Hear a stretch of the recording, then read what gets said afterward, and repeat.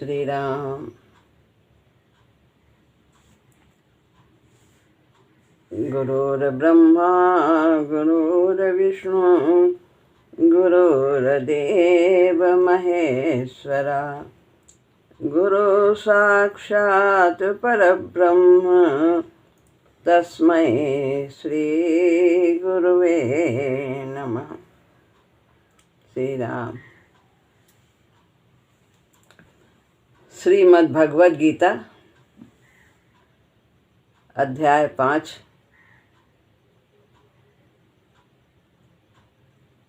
ये आरंभ होता है। तीसरे अध्याय में जो कर्म योग था उसी को चौथे अध्याय में भगवान ने कर्म ब्रह्मार्पण योग बताया। उसे इस प्रकार से बताया कि ब्रह्म को अर्पण करने से कोई भी कर्तव्य कर्म जो है वो कल्याण की प्राप्ति करा देता है। अब यहाँ वही कर्म ब्रह्मार्पण योग, कर्म संन्यास योग है ऐसा बताते हैं। बस थोड़ा सा अंतर हो जाता है। तो ये श्लोक हम आरंभ करते हैं। अर्जुन उवाच संन्यासं कर्मणां कृष्ण पुनर्योगं च शंससि यच्छ्रेय एतयोरेकं तन्मे ब्रूहि सुनिश्चितम्।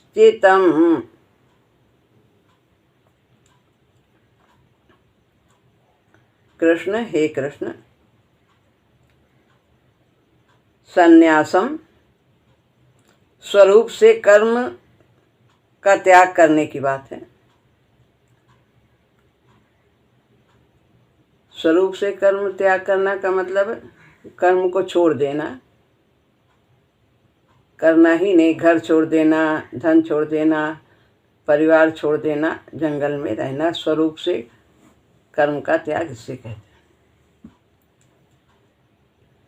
और मन से कर्म का त्याग, मन से घर गृहस्थी में रहते हुए अपने कर्तव्य कर्म को कर्तव्य की दृष्टि से करना या भगवत भाव से करना, अपना न मानना, आसक्ति न रखना, ये मन से संन्यास है। कर्मणाम कर्मों का, पुनः ये फिर इसमें है योगम, दो शब्द जुड़े हैं। पुनः माने फिर, योगम कर्म योग की बात है। चा माने और, संससी प्रशंसा करते हैं। अतः एतयो नीचे है यच्छ्रेय एतयो, इन दोनों साधनों में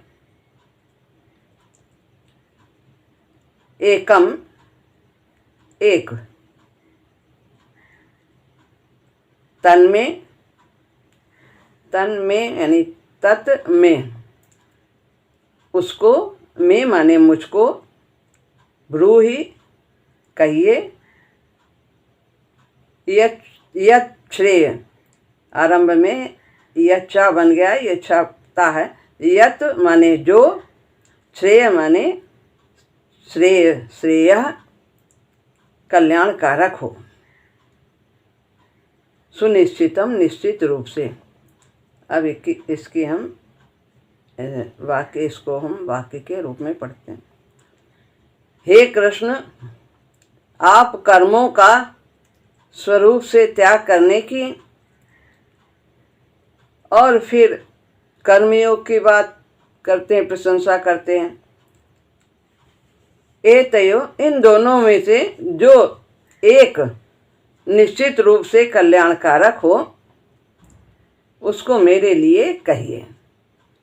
अर्जुन भगवान की बात भली प्रकार से समझ नहीं पाए। ज़्यादातर यही होता है,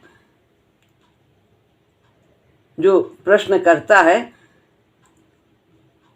वह उत्तर देने वाले की बात को अपने विचार के अनुसार ही समझता है। तो अर्जुन चाहते थे कि हम युद्ध ना करें, ये सब हमारे कुटुंबी हैं। तो भगवान ने कहा था कि तू कर्म संन्यास कर, यानी कि तू कर्तव्य करने की, युद्ध ना करने के लिए अर्जुन चाहते थे कि हम युद्ध ना करें, ऐसा ही भगवान भी मेरे ही बात का समर्थन कर दें। तो यही उनसे सुनना चाहते थे। तो भगवान ने कहा जो बुद्धि कहे वही करो। तो बुद्धि की बात हो, बुद्धि को अपनी बुद्धि समझ बैठे।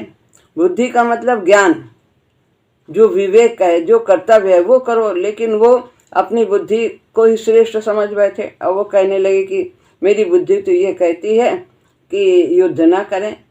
जब आप कह रहे हो बुद्धि श्रेष्ठ है कर्म से, तो फिर बुद्धि तो यही कह रही कि युद्ध ना करो।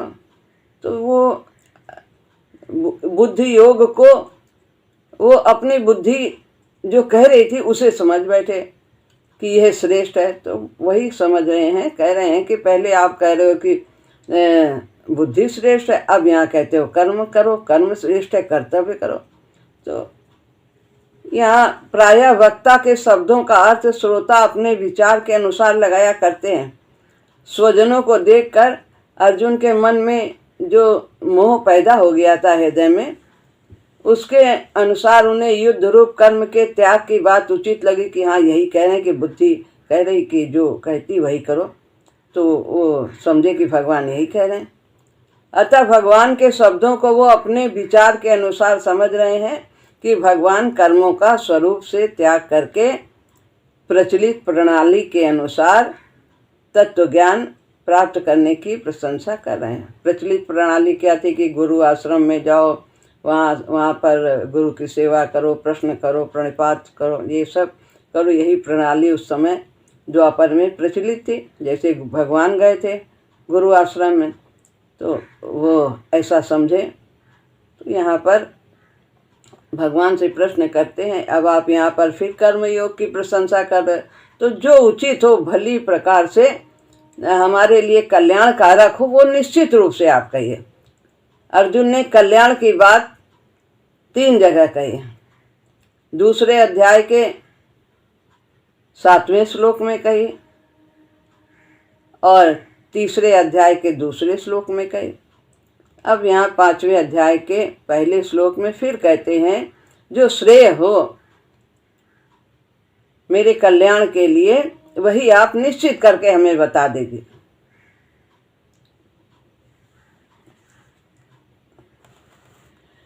पुनर्योग च संससि, उसी को लक्ष्य करके अर्जुन भगवान से कह रहे हैं कि कभी तो आप ज्ञान योग की प्रशंसा करते हैं, कभी कर्म योग की प्रशंसा करते हैं, ऐसा करते हैं।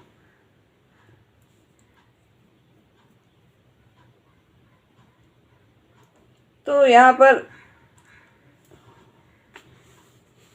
अर्जुन ने जो बात पूछी है उसके उत्तर में भगवान ने कहा है कि कर्म योग श्रेष्ठ है और इसी में भी कहते हैं, आगे कहते हैं, कर्म योगी सुख पूर्वक बंधन से मुक्त हो जाता है। तो यह अर्जुन के मन में मुख्य रूप से अपने कल्याण की ही इच्छा थी। इसलिए वे बार बार भगवान के सामने श्रेय विषयक जिज्ञासा रखते हैं कि जिससे कल्याण हो, हमारा कल्याण चाहते थे। साधन की सफलता में देरी का कारण क्या है? हमें जल्दी जल्दी सफलता क्यों नहीं मिलती है? क्योंकि कल्याण की इच्छा पूरी तरह से जागृत नहीं हुई है। जिन साधकों में तीव्र वैराग्य नहीं है, वे भी कल्याण की इच्छा जागृत होने पर कर्म योग का साधन सुगमता पूर्वक कर सकते हैं। ये नहीं कि हमारे अंदर बहुत तीव्र लगन अभी पैदा नहीं हुआ तो हम नहीं कर सकते हैं ये साधन। नहीं, अगर हमारे अंदर थोड़ी भी हम इच्छा जागृत करते हैं कि मेरा कल्याण हो, तो हम ये कर्म योग का साधन भली भांति कर सकते। क्या करना है कि कर्म को, कर्तव्य को निष्काम भाव से करना है, फल की आशा छोड़ करके करना है। ये हमारा कर्तव्य है, इसलिए हम करते हैं। दूसरा अपना कर्तव्य करता है कि नहीं करता है, ये वो जाने। जो वो करेगा उसका वो जिम्मेदार है, जो वो सोचेगा उसका वो जिम्मेदार है, जो वो कहेगा उसका वो जिम्मेदार है। हम जो कहेंगे, जो हम करेंगे, जो हम विचारेंगे, उसके हम जिम्मेदार। तो फल की आशा छोड़ करके कर्तव्य कर्म की दृष्टि से काम हर व्यक्ति, किसी भी आश्रम का हो, चाहे किसी भी जाति का हो, कैसा भी व्यक्ति हो, वो कर सकता है। अर्जुन के हृदय में भोगों के प्रति पूरा वैराग्य नहीं है, पर इच्छा है कल्याण हो जाए हमारा। इसलिए जो ऐसी इच्छा रखता है वो कर्मयोग का अधिकारी है। अर्जुन के मन में इच्छा थी कि राज्य भी मिल जाए और मारना भी ना पड़े। इसीलिए उन्होंने कहा कि मैं इन सबको मार करके राज्य नहीं चाहता। यदि बिना इन लोगों की हत्या किए, बिना युद्ध के यदि हमें राज्य मिल जाए तो हम स्वीकार कर लेंगे।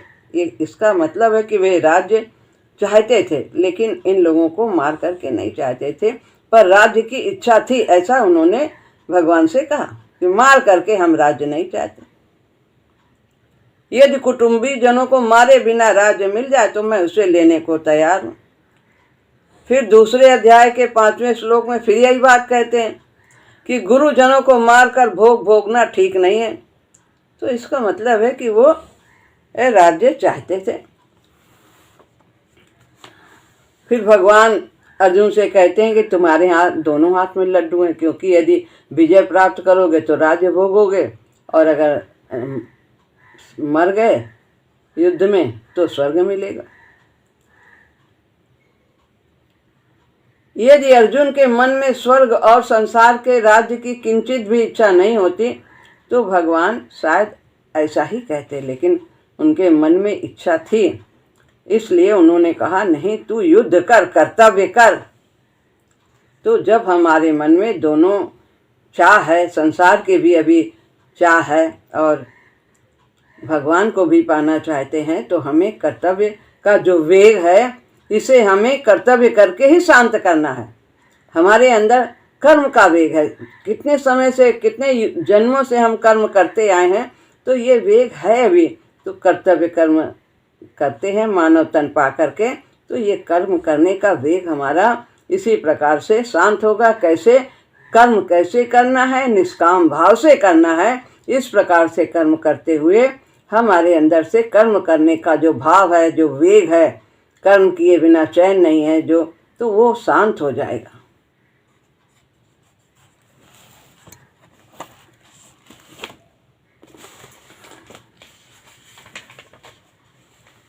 भगवान अर्जुन को कर्म संन्यास का रहस्य तो बता रहे हैं, परंतु कर्म योग के द्वारा कर्म संन्यास हो जाता है जब कर्म हम योग करते हैं। कर्म संन्यास के लिए बाहर से छोड़ना कर्म को अनिवार्य नहीं है, बिल्कुल नहीं अनिवार्य है। बाहर का छूटना कोई छूटना नहीं है। जब अंदर से छूटे तो कोई बताने वाला नहीं कि हम छूट गए। तो अंदर से कर्म करते हुए आसक्ति ना हो, ममता ना हो, अहंकार ना हो, यही कर्म योग है और यही कर्म संन्यास है। कर्म को अपना न मानना। तो यह है, ये कर्म संन्यास का रहस्य बता रहे हैं कि कैसे कर्म संन्यास हो। ये नहीं कि हम ने अग्नि का त्याग कर दिया, और रंडी स्वामी बन गए। तो ये और अंदर से मन में सब वही सब विचार चल रहे हैं, मेरा कैसा था, कैसे ऐसे रहते थे, क्या रहते थे, क्या क्या ठाठ थे। तो ये कर्म संन्यास, ये बाह्य त्याग से व्यक्ति मुक्त नहीं हो सकता है जब तक अंदर का नहीं छूटता है, मन से नहीं छूटता है, आसक्ति हमारी नहीं छूटती। तो कर्म योग के द्वारा कर्म संन्यास का रहस्य यहाँ बता रहे हैं। तो इसी रहस्य के लिए यहाँ ये प्रश्न उपस्थित हुआ है और इस अध्याय में संन्यास तथा कर्मयोग का दोनों का समन्वय भगवान बताते हैं और इस अध्याय में कर्मयोग के स्वरूप का विवेचन भी पूरा हो जाता है। अब है श्लोक दूसरा 5वें अध्याय का।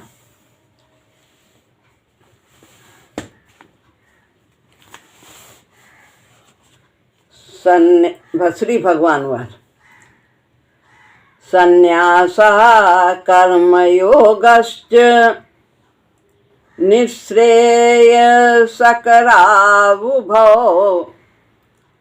तयोस्तु कर्म संन्यासात् कर्मयोगो विशिष्यते।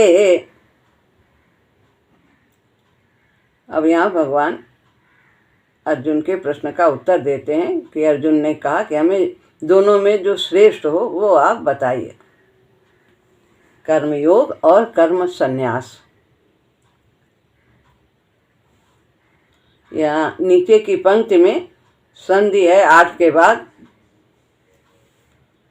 तो संन्यासा, सा के बाद आधा ता है, तो ता ही रहता है। तो संन्यासात आधा ता है, इसलिए शेष कुछ बचेगा नहीं। आगे कर्म योगो हम पढ़ेंगे। संन्यासः यानी संन्यास यानी सांख्य योग, इसी को ज्ञान योग भी कहते हैं। चा कर्म योगश्चा, चा है इसमें, तो चा माने और कर्म योग सा का विसर्ग बन गया। कर्म योग यानी कर्म योग, उभव, उ है निःश्रेय सकरा उभव, निःश्रेय सकरो यानी कल्याण करने वाले हैं। निःश्रेय सकरा सकरो, तो यहाँ भी संधि है, उभव है आगे, तो कल्याण करने वाले हैं, दोनों ही कल्याण करने वाले हैं। तो परंतु तयो माने उन दोनों में, तयो तयोस्तु है ना, तो तयो सा आधा विसर्ग बन गया, तयो, और तू माने परंतु। कर्म संन्यासात, कर्म संन्यास से यानी सांख्य योग से,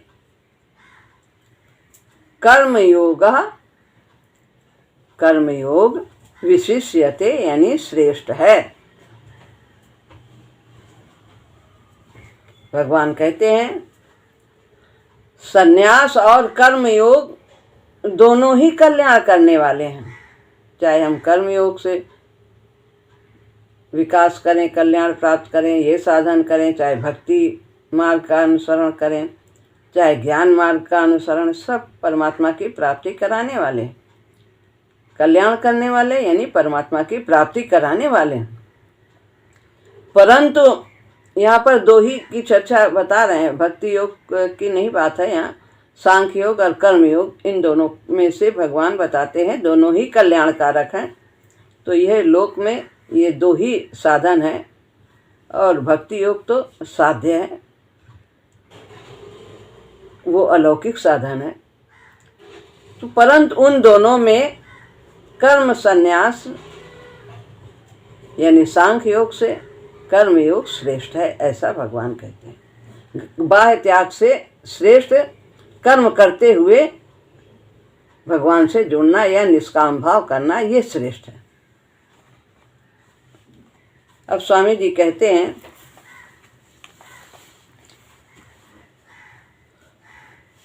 संन्यास है कर्म के बाह्य त्याग का मार्ग, जो सांख्य योग है।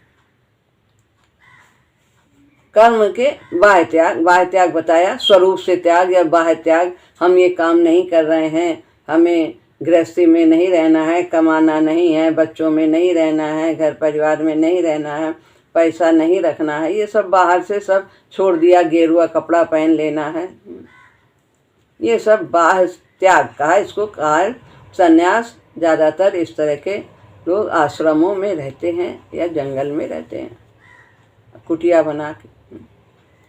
इसकी चर्चा ऊपर हो चुकी है। व्यक्ति पर जो कर्तव्य समाज तथा परिवार का सदस्य होने के कारण लागू होते हैं, उनका परित्याग करना कर्म संन्यास है। जानते हैं, जो हमारे कर्तव्य सब छोड़ छाड़ के, जैसे महात्मा बुद्ध चले गए थे, तो ऐसा इसको कर्म संन्यास प्रचलित था, ऐसा कहा जाता है। किस लिए क्यों जाते थे? आत्म कल्याण के लिए, कि हमारा कल्याण हो, जीव का कल्याण हो। जीव का कल्याण किस में है?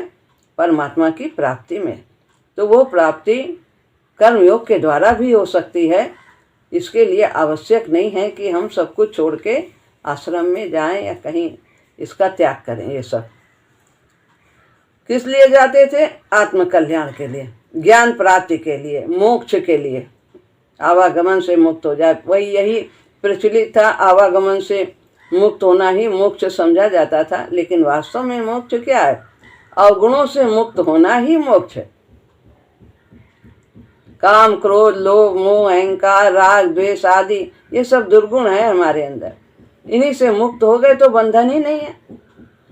पहले बताया, इन सब से छूट गए तो ना सोना बांधेगा, ना घर बांधेगा, ना स्त्री बांधेगी, कुछ नहीं।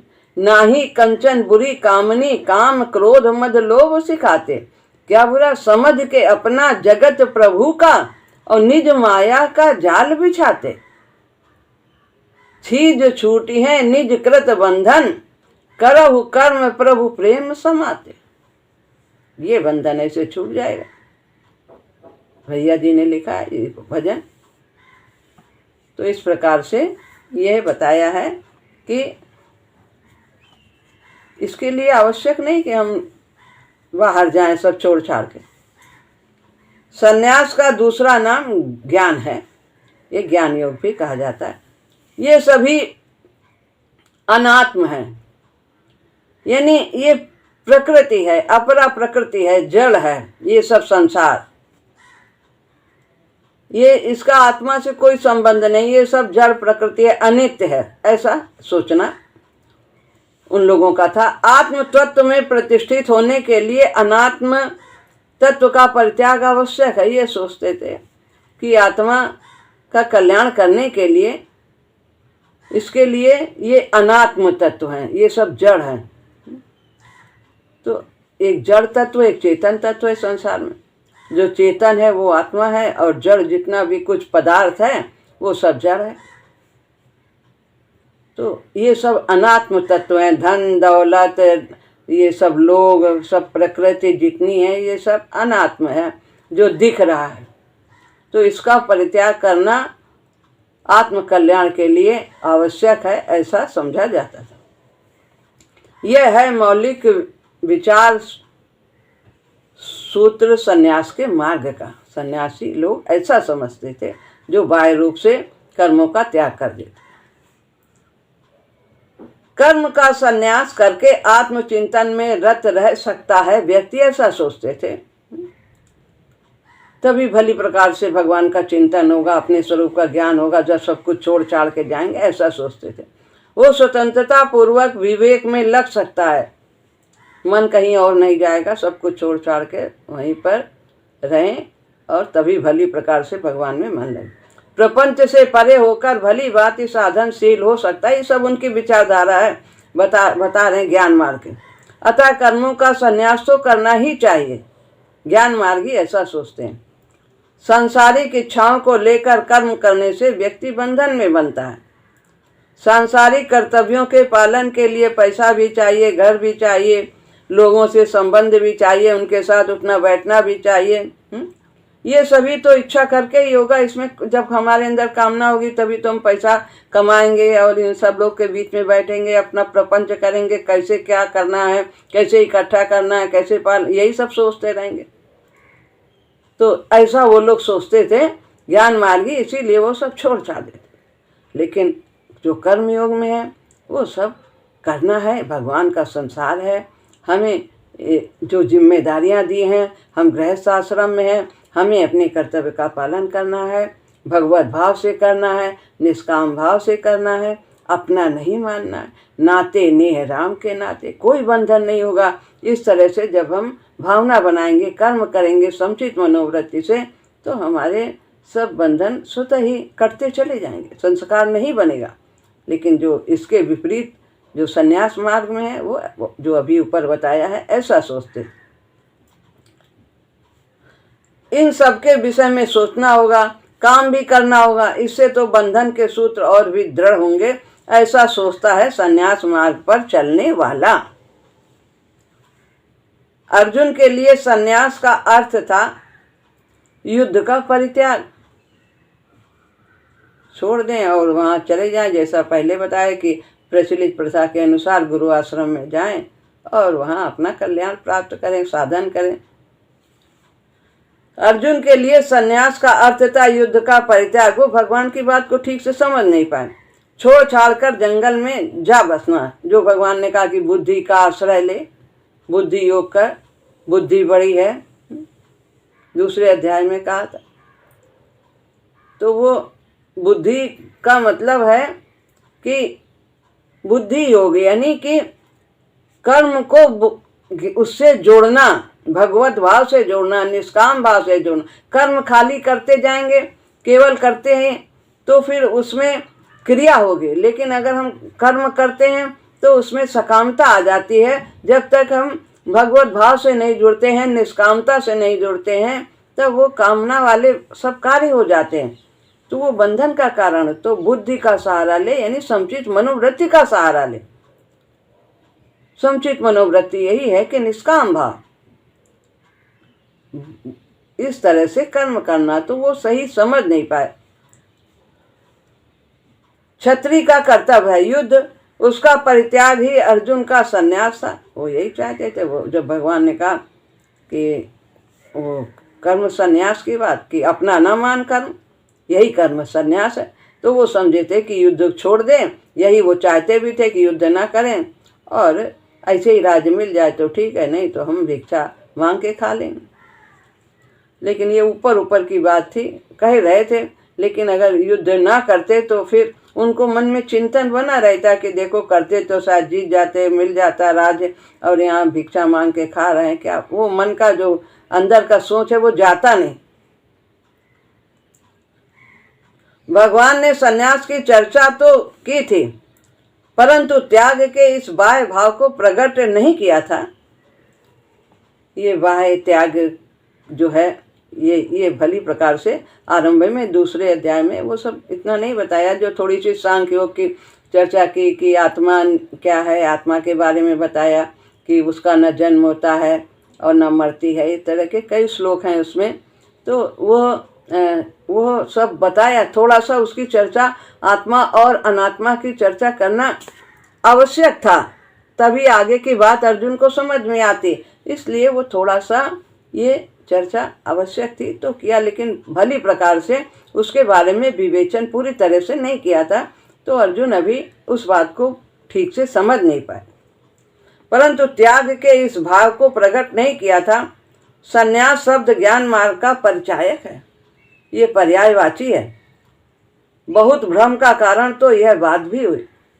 ज़्यादातर सन्यासी कहते हैं ना, संन्यास ले लिया, तो संन्यास लेने का मतलब यही प्रचलित था कि वो चले गए, सब कुछ छोड़ छाड़ के जंगल में चले गए, आश्रम में चले गए, यही समझा जाता था। ये कर्म संन्यास जो है, ये इसका अर्थ जो भगवान बताते हैं आगे चलकर, वो ऐसा वहाँ पर उस समय प्रचलित नहीं था।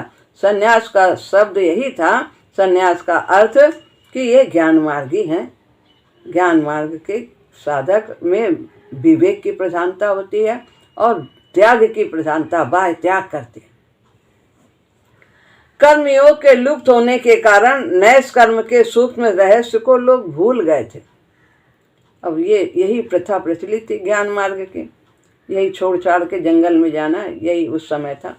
तो ये कर्मयोग समाप्त सा हो गया था। अनेक आक्रमणकारी आए थे, तो जिनके कारण ये जो योग है कर्मयोग, कर्म को निष्काम भाव से करना, कर्तव्य को करना, ये सब लुप्त प्राय हो गया था। तो उसको भगवान फिर से स्थापित करना चाहते थे, क्योंकि ये बहुत ही सुगम रास्ता है, सरल है कल्याण प्राप्त करने का।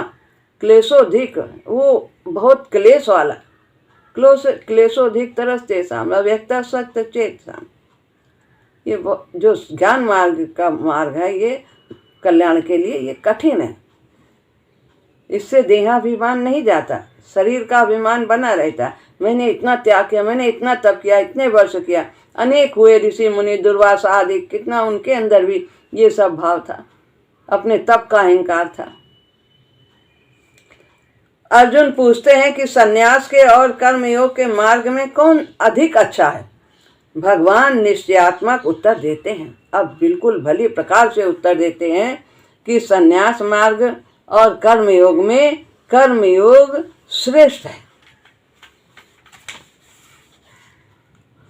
कल्याणकारक तो दोनों ही हैं, परंतु कर्म संन्यास की अपेक्षा कर्मयोग श्रेष्ठ है, ऐसा भगवान निश्चित रूप से यहाँ कह देते हैं कि यहाँ दोनों कार्य हो जाते हैं। संसार के संचालन में भगवान के कार्य में वो सहयोग देता है अपने कर्तव्य के द्वारा, और उसका कल्याण भी हो जाता है। क्या विवेक के मार्ग में चलने के लिए बाह्य त्याग अनिवार्य है? ऐसा समझा जाता था कि हाँ अनिवार्य है, इसमें कोई संदेह नहीं, क्योंकि सांख्य अर्थात विवेक के मार्ग को संन्यास कहना इस बात का द्योतक है। क्या कर्मयोग में आत्म अनात्म विवेक के लिए कहीं स्थान है? इस प्रश्न का उत्तर आगे मिलेगा। भगवान कहते हैं कि क्या आत्म अनात्म का जो हमें ज्ञान है ये कर्मयोग में होगा? बिल्कुल हो सकता है। निश्रेय सकरौ यानी निश्रेय करने वाले, सबसे बड़ा श्रेय क्या है? सबसे बड़ा लाभ क्या है? संसार में सबसे बड़ी चीज क्या पाने के लिए? परमात्मा को पाना, इससे बड़ा कुछ और है नहीं पाने के लिए। इससे बढ़कर जीवन में कोई बढ़ोतरी नहीं हो सकती। जिसे प्राप्त करके और कुछ पाने को नहीं रहता है वही निःश्रेय है। नि माने नहीं, श्रेय माने श्रेष्ठ, उससे श्रेष्ठ कुछ है ही नहीं। इसी को परमार्थ कहते हैं, परम अर्थ। परमार्थ का अर्थ है परम अर्थ, परम लाभ, सबसे बड़ा लाभ। तो परम अर्थ कहते हैं। जीवन की अंतिम ऊंची से ऊंची सीढ़ी है निःश्रेयस, कि जिससे बड़ा कुछ भी नहीं। तो संन्यास के मार्ग वाले भी कल्याण को पाते हैं, और कर्मयोग का अवलंबन लेने वाले भी कल्याण को पाते हैं। लेकिन श्रेष्ठ कर्मयोग की साधना है। क्यों साधना सरल है?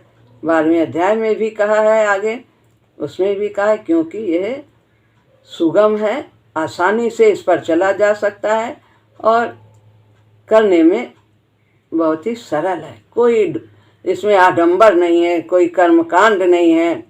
कैसे भी हो, किसी भी स्थिति में हो, हम अपने कर्तव्य को, जो भी हमें प्राप्त है, उन कर्तव्यों को हम कर सकते हैं।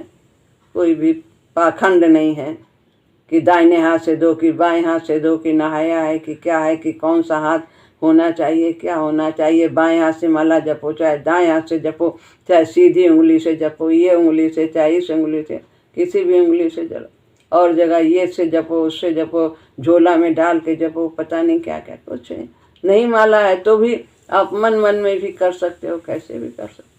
टट्टी में लेट्रिन में बैठे हैं तो भी हम वहाँ भी कर सकते हैं। कहीं मृत्यु हो गई, किसी के यहाँ गए, वहाँ भी हम कर सकते हैं। सब प्रकार से हर पल हम उसका सुमिरन कर सकते हैं, कोई कठिन नहीं है। परंतु इन दोनों में कर्म योग का मार्ग विशेष है। कर्मों का योग संन्यास की अपेक्षा बढ़कर, कर्मों का योग संन्यास की अपेक्षा बढ़कर, संन्यास मार्ग से अच्छा कर्मयोग है। फिर कहते हैं, तो 12वें अध्याय में भी यही कहा है भगवान ने। यहाँ महाराज जी कहते हैं संन्यास मार्ग की क्लिष्टता का वर्णन किया, उसमें क्या क्या कठिनाई आती हैं। तो क्यों विशेष है, सुगम है, इसलिए अथवा कोई और कारण भी है इस विशेषता का। क्या यही कारण है कि वो सुगम है, सरल है, कि और भी कोई कारण? इसका उत्तर भगवान अगले श्लोक में देते हैं, जो तीसरा श्लोक है उसमें देंगे। वो अगले सत्र में आरंभ करेंगे इसकी चर्चा। श्री राम।